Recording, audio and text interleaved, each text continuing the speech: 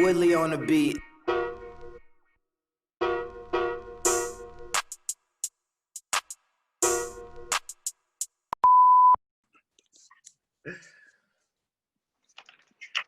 Welcome back, everybody. This is the second episode of the MillionDollarConvos talk with the Hustle House JA team. We have Jason, Dennis, and I'm Vayani. We have a special guest today. This man is a pioneer in motivation, business, and execution. This man's name is Jeffery Azan. Jeffrey, welcome to the show. Thank you very much. Thank you very much. That's quite an introduction. I hope I can live up to it. I think you will. I think you will. Most definitely. Right. So for all the audiences on the local and international scene that don't quite know who Jeffery Azan is, why don't you give us a comic book chapter 1, page 1 introduction as to who you are?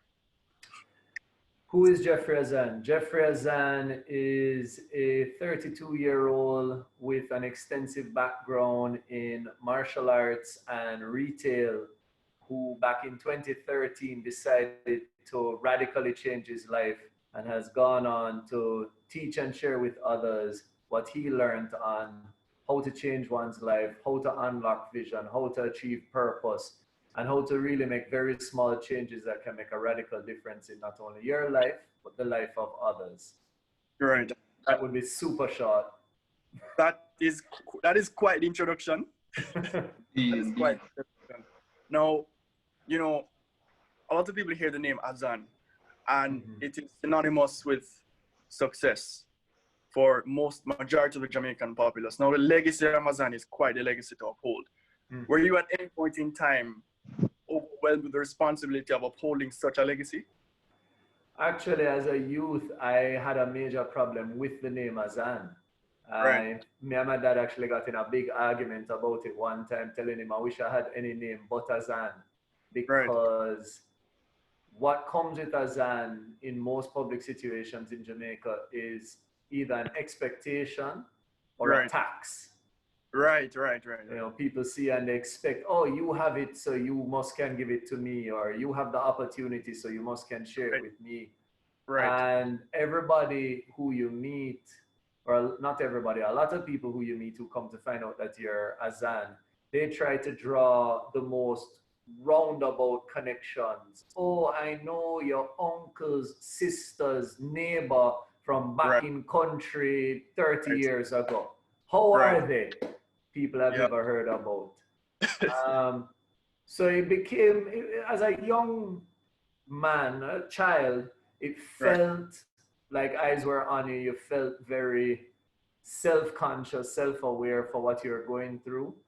But what it did for me internally, particularly when I began on my journey, is that it set a standard where I didn't want to just be a Mr. Azan, but I wanted people to know it was Jeffery Azan that was making a difference. It was a bit of self-validation. You were trying to, in a sense, separate yourself from a legacy and create your own? That's exactly what it is. Even the name Azan is unique to Jamaica because the family Azan comes from Lebanon. But the truth is there is no Azan family in Lebanon as far as I know. There are two families. There is a Hazan with a H and a Kazan with a K, but there's no Azan, A-Z-A-N.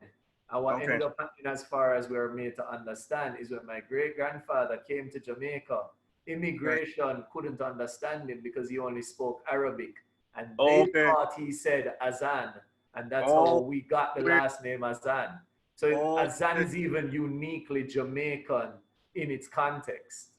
Wow, that's some very deep history. I actually didn't know that. Most people don't. Some very exclusive information. Now, you know, as growing up, I would love to know what spurred you to get into martial arts. You know, martial arts, especially karate, it requires discipline, right? Mastery of this art. Because you are a third-degree Shakotan black belt, that does require a lot of discipline. Does this discipline transubstantiate into your lifestyle?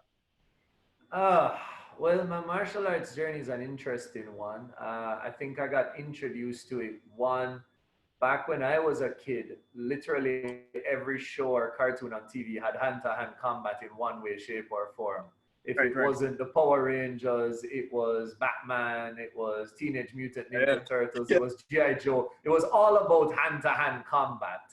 Right. In fact, there was a cartoon, you know, you had all of your animal cartoons, your Tom and Jerry, your Bugs Bunny, but there was actually a cartoon called, what is it, Hong Kong Fooey, which was about a dog that did Kung Fu.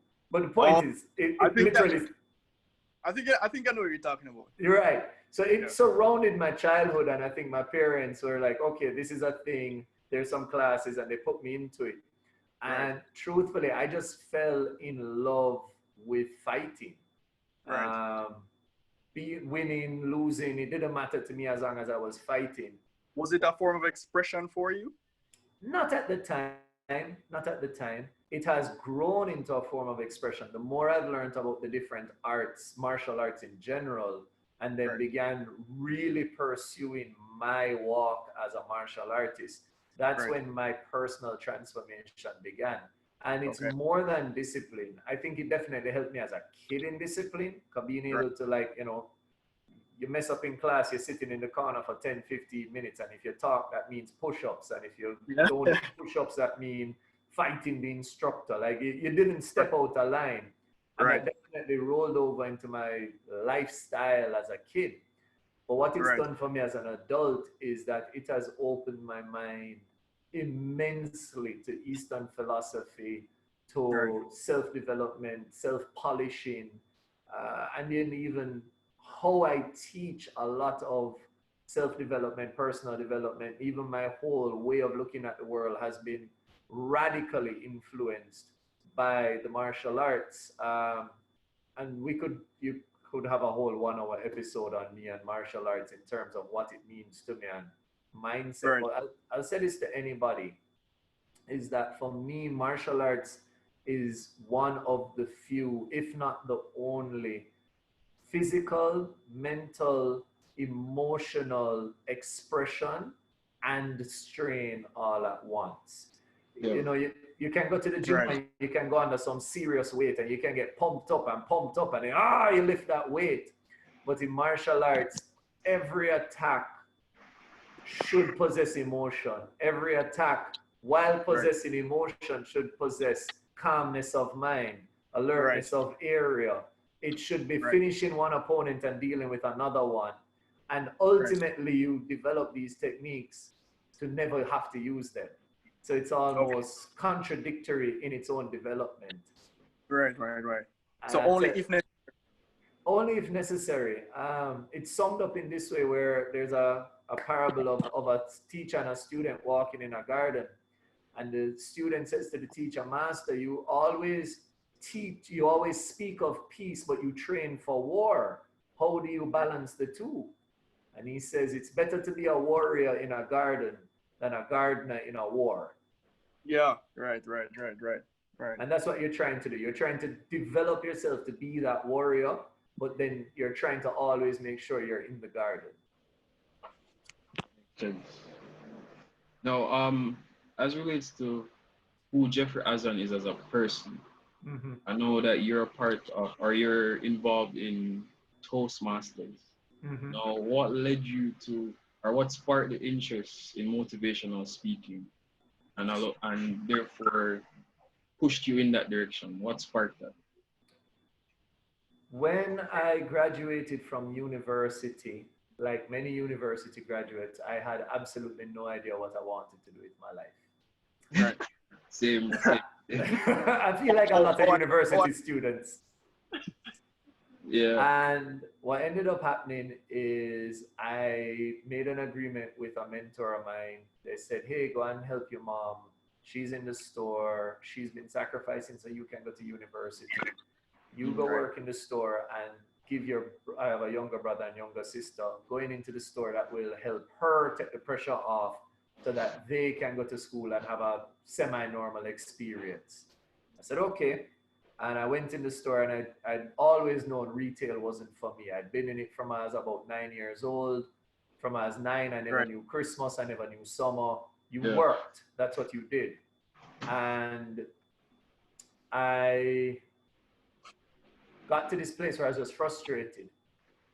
And what ended up happening, without going into all the details, a series of conversations and meetings began happening almost serendipitously. Right. Where I began, once I asked the universe, what am I here to do and why am I here to do it? It began putting people into my life and events into my life that Right. led me on this path. And eventually what ended up happening is I got a mentor who said to me after years of working together, Jeffrey, you know, no matter what business you're in, no matter what project you're doing, you always motivating people, you're always teaching them, you're always training them. Why don't you be a motivational speaker? Right. Now, the joke of that story is that at this point, I might have been about 25. I traveled the world, had a university degree, worked in multiple industries, had many mentors, had an expansive network. And yet at 25 years old, I had never heard of the career motivational speaking. At 25. Never heard of it. I never knew it existed. The only motivational speakers I had any idea about were pastors. And I had a whole issue with the church and the formality of church at the time. Still have a major issue with the politics of church. Right. So I was like, anybody, I remember him saying, Jeffrey, you know, you should think about this thing. And my immediate response to him was, but everybody can chat. Right. Even then, I didn't fully buy into the concept he was putting me on. Right. Right. And he introduced me to some speakers. I started watching their YouTube videos. And in no time, I was in love with it. I was in love with motivational speaking. I could see myself on the stage doing it. I knew I had the messages to do it. I knew I could deliver it. And so I chose to be a motivational speaker first. And then in studying other speakers, I realized, okay, I'm going to need some training. I'm going to need some guidance. I'm going to need to be a part of some organizations that encourage public speaking. And that's how I came across Toastmasters and ended up joining Toastmasters for that guidance into what is the science of speaking? How do you take a stage? How do you interact with the audience? And it became a training ground and still is. I still use Toastmasters if I have a new concept or a new story or a new lesson I want to teach. I will do a presentation in Toastmasters first to see how that audience reacts to it. Right. So, you know, as a motivator, your chief job is to motivate, right? As the name suggests. So, or is it not? Stick up. I'm going to stop you right there before you go any further. Okay, explain it to me, because I'm unclear as it relates to the exact what is a motivator. Got you. Okay, so here's my thing. Motivation, especially as a motivator and a motivational speaker, is typically a transfer of energy. Nothing else, nothing more. It's me getting on stage and appealing to you at a particular level and sharing a certain level of energy, thought, perspective with you to try and stir your energy. I started as a motivator, and in life, it opened my eyes that that's not what I want to do, and I try not to do that. Motivation is a byproduct of what I try to do. Okay. And I say it this way because, and I tell anybody I coach this, you can motivate a monkey. Right. But it's much harder to transform a monkey.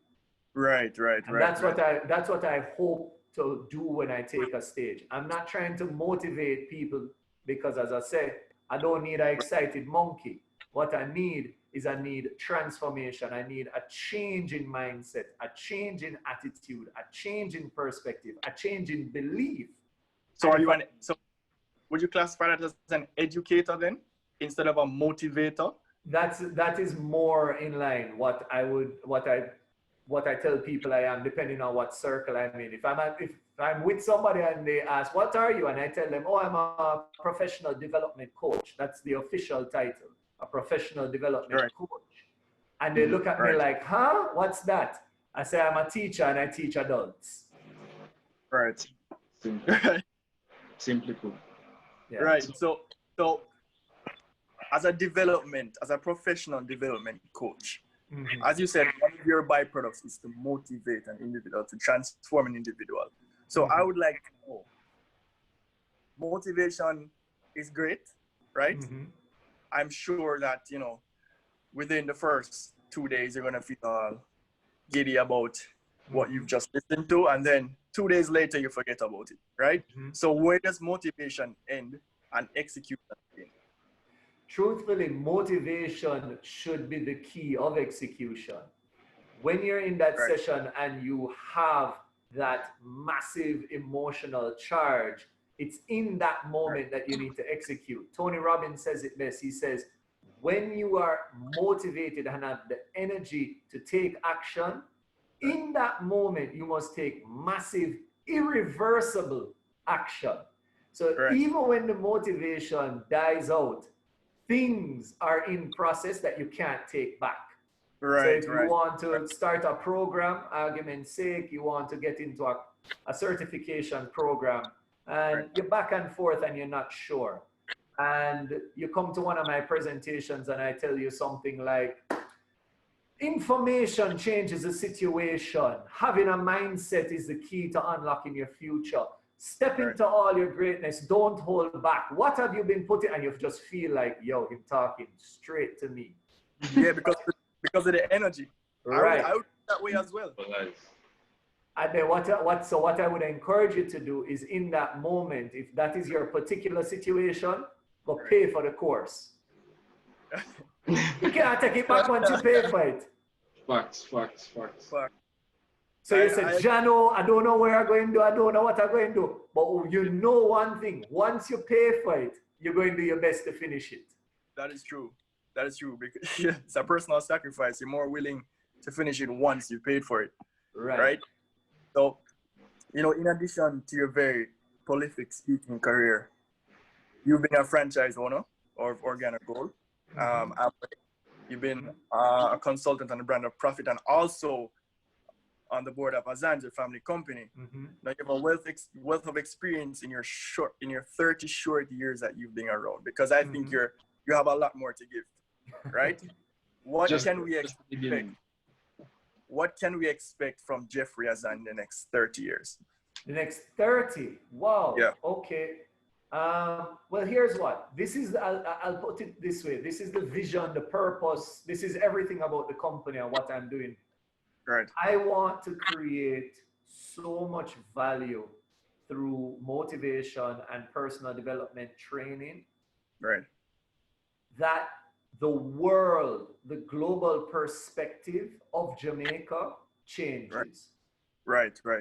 That's the goal, is that if Jamaica, just how we do Sumfest and the world goes, oh, it's the reggae conference and the reggae concert, and if you want it, you have to come to Reggae Sumfest in Jamaica because Jamaica and reggae are synonymous. I want personal development and growth to have that same synonymous feeling for Jamaica. Right. So in Jamaica, say, we are doing a motivation or personal development conference, you don't even need to know who's speaking. You just need to know it's happening in Jamaica, and you say, I need to be at that. Everybody, right.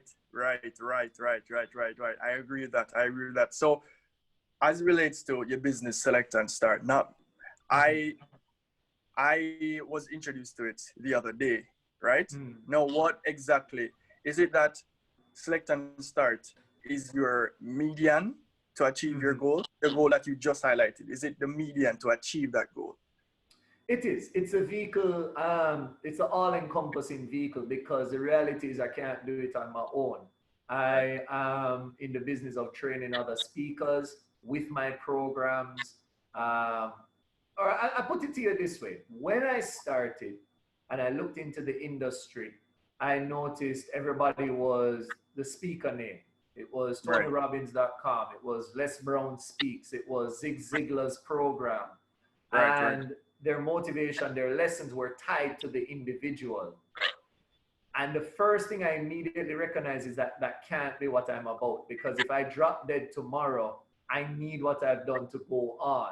So if it was all about Jeffery Azan Speaks, then that means when Jeffery Azan dies, the vision, the dream, the desire dies with Jeffery. Right. And so I created Select and Start more to house the ideal and the dream. And in housing the ideal and the dream, it becomes the vehicle. And so anybody can join Select and Start if they are trying to achieve what we're trying to achieve. Anybody can come to it and say, I have a value proposition to partner, to work with, to supply, if they believe what I believe. And for that, if tomorrow morning I lost the ability to speak and I could never take a stage again, still Select and Start can go on to pursue the mission. Right. So if, for instance, I have the ambition of becoming a motivational speaker, right? But I'm a bit on the young side and I'm a bit inexperienced. Is it that Select and Start performs a task like Toastmaster, unlocking that motivational potential within that person? Is it that kind of organization? Well, what I would do, say for example, you came to me and you said, Jeffrey, I want to speak. I would first ask you what kind of speaking experience you have, and assuming you have none, no real taking of the stage, you know. Where we would take it from there is I would spend more time trying to figure out why do you want to speak and what do you want to speak about before ever getting into the skills of speaking. Because even in Toastmasters, which is focused on speech development and leadership development, anybody who comes to me specifically and says, Jeffrey, I want you to mentor me in Toastmasters, I want your guidance, it's the same question. Why do you want to speak? You know, people come and, oh, it's a great career opportunity. Oh, it's a wonderful industry. People get paid a lot of money. I think I have a lot to say. And I kind of just laugh at them, to be honest, because it took me a little over 100 free presentations before I got paid for my first one. 100 free presentations. Yeah. You know, it took me 3 years to write my first book. It took me 7 years to, Self-discussions, right? It took me 7 years to finally develop my full development program. So if you just think that you're going to get up and speak because you have some trauma in your life, that, oh, I have trauma, I can tell people about my trauma, you're really not ready for the business of speaking. But what I would do is we would spend time really digging down into that trauma to identify what aspects of your trauma can you use as teaching tools to help people transform, to help people unlock, to help people get over that similar trauma. Then once we figure all of that out, then we'll go into the business of actually teaching you how to share that on a stage. That is actually an excellent plan. Now, I was looking at some of your accomplishments over the years. You know, business owner, franchisee, board member. You won in 2017 the Caribbean Speaking Championship, right? I was looking at all of those things and I was saying, you know, as a budding speaker, budding entrepreneur, budding businessman, you know, what was one limiting belief that you had to break through to progress? That I couldn't do it. I think that's the number one disbelief everybody has, is that they can't do it. It's bigger than them. They're not qualified enough. I think for me, the very, very specific thought I had was I wanted to be me, and I was afraid that being me, I couldn't do it, that I would have to transform. Right, you have to be, okay. Yeah, I would have to become what the industry expects. I'd have to become what the people demanded. Right. I would have to choose. Either I was going to become prim and proper and wear a suit all the time and be that speaker and proper English and or I was going to be a social speaker who just went out and I only did with social clubs and non-profit, and it took me a while to get to the place to realize, no, I can speak to corporate and I can teach corporate and I can power up corporate and I can motivate corporate. And at the same time, I can reason with a 10-year-old and make them know that what they've gone through is not everything they'll go through, that they have the potential and they have the capability. Realizing that I could be both people and that I could achieve what I wanted to achieve while being that person. that was probably the toughest thing I had to truly accept in my life. Okay. To ask you as well, Mr. Azan. Sure. Sorry for cutting you. No. As it relates to Toastmasters, I was doing some research on you as an individual, and you believe like in the importance of having a circle and surrounding yourself with like-minded individuals. Mm-hmm. Absolutely. What would you say to young persons that are trying to build their circle, but like they're not sure as how to go about doing that? Like how they assess persons or decide who would be fit to be around them? So there's a very interesting concept that I've come to recognize, which I really just call walking your path. Mm-hmm. And walking your path is you getting very clear about what it is you're trying to achieve, how you're going to try to achieve it, what are the guiding principles leading you there, what is your routine based on the path that you're walking, and hold that. Okay. And what I've found is that when you do that, the people who are on the same path begin to come into your life. Right. That a lot of young people, they're looking, and this is not a bad thing. You know, sometimes people feel like I'm bashing, but it's just the truth. A lot of young people are looking for, how can I get there? What's the shortcut? What's the easy access? Who can open the most doors for me? And so you spend a lot of your time looking for opportunity. And there's nothing wrong with looking for opportunity. But the problem is when you don't know who you are, everything looks like an opportunity. Right. You know, very vital point. So you believe in the law of attraction then? Oh, for sure. Because even when I started saying I need a business partner, I need somebody to open the doors, somebody came. You know, a great opportunity came. Yeah. And when I met with them, they said, oh, if you're going to run with me, you're going to have to shelf, select, and start. You're not going to have any time for it because you're going to be so busy running with me. Yeah. And I kind of went, wow. And I really had to sit and grapple with myself because I said, Jeff, you've been asking for a running partner. You've been asking for somebody who can open the doors. You've been asking for opportunity. It's here now, but it's going to require this sacrifice.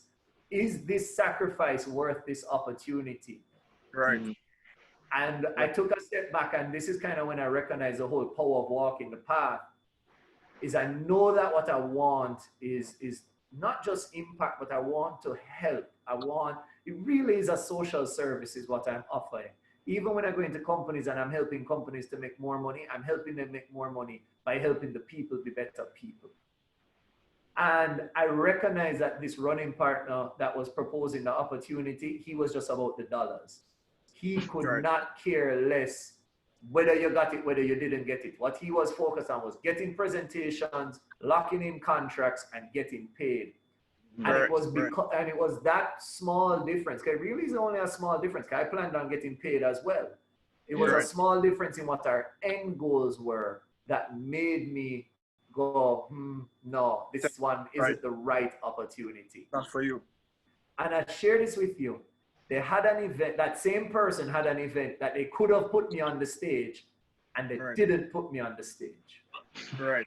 And I sat in the audience at the event, and I simply said to myself, I am going to have a presentation in this same room, and I'm going to have it packed, and I'm not going to share the stage with anybody. I am going to be the speaker. And I kid you not, 1 year to the day, I was on that stage. And the bigger joke, and the bigger joke, I didn't even know I was going on the stage. You didn't know? So what happened? I didn't know. They called me to the venue, and the venue has multiple rooms. And I thought I was going in one of the rooms. I had gone there maybe 6 times since that day, presenting in all the other smaller rooms. And they begin leading me. They go through this back door and go through this green room. And I was like, wait, hold on. I know where this is leading me. This can't be real. And the next thing I knew, I was walking out on the stage, looking at a room of maybe 1,200 people. And I was the keynote speaker. Right. So, in wrapping up, right? There are a lot of young entrepreneurs, hardworking individuals right now who are going to be tuning in to this podcast, to this video, whichever platform they think is necessary for them to watch this on, right? And they will need a bit of motivation, right? Toastmasters is really infamous for their impromptu motivational speeches, right? So why don't you give us a 1 minute, 2 minute impromptu for all those hardworking individuals watching or listening to this podcast right now? Okay. To my future entrepreneurs, my future world changers, my future game changers, I share this with you. There are two things that I want you to always remember, and two things I want you to apply seriously to your life. And that is the power of a word and the power of a small change. I am currently in the business of professional development, coaching, motivational speaking, being an author, and teaching and sharing because of a conversation I had in a cafe back in 2013 when I did not believe in myself. And it was simply someone saying to me, I think you should be a speaker.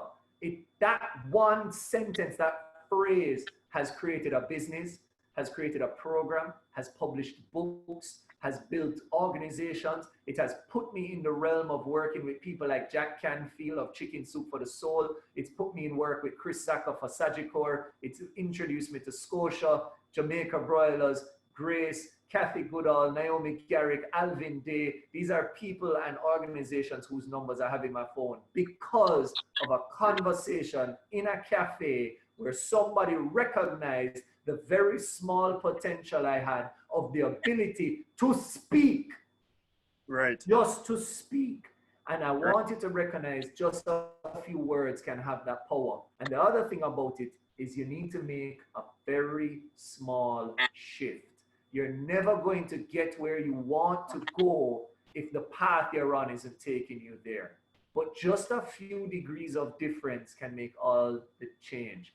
If I was to give you a penny today, a penny in a perfect investment that doubled every day, that penny would become $5 million, over $5 million in only 30 days. Compound interest. Simple change. If I was to make you fold a piece of paper, forget the physics that a paper can only fold in half 8 times. If we could get a piece of paper that could fold in half, it would take 52 folds to reach the moon. It is a small change and a consistent effort that will take you wherever you want to go. And take it from a guy, I've been broke, I've been heartbroken, I've been lost, I've been robbed, I've been on the wrong side of the track, lost my father as a youth, fell out with my mother, had no relation with my siblings, family labeled me the black sheep, didn't know what I was doing in university, have lost more money than I've made, and yet I'm here and I'm still going after it, I'm still making an impact, I'm still making a difference because of a small change and a small conversation. Never discount what you have, never discount what you're about, because it only takes a little bit, it only takes a couple words, a little bit of action, and a little decision. And really, you have the power to always select and start to level up your life. I love that. That was absolutely incredible, Jeffrey. Mr. Azan, again, I would love to thank you on behalf of the Hustlers JA team and the $1,000,000Convos podcast, taking the time out to come and speak to us about motivation, execution, right? About life. You understand? I think it's beneficial at scale to a lot of youth right now listening. And, you know, I hope to be hearing a lot more from you. Many books, because, you know, as I said, I'm a big fan. Thank you. So thank you very much for speaking to us. All right. And take care. Have a good day. Take care. Thank you very much. Take care, Mr. Azan. Thank you for having me, gentlemen. Have a good one.